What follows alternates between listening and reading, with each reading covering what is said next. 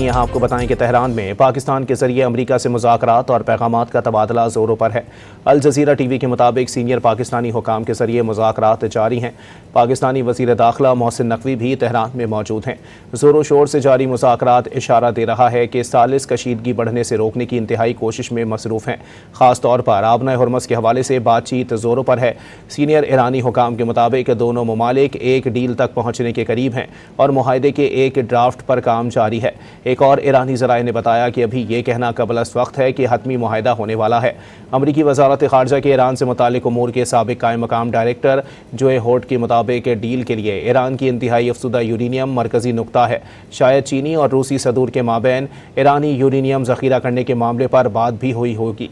मुमकिन है कि बीजिंग इस मामले पर ईरान से भी बातचीत कर रहा है। 60% से ज़ायद अफसूदा की गई 444 किलोग्राम यूरेनियम का कोई फ़ौजी मकासद के सिवा कोई दूसरा इस्तेमाल नहीं हो सकता।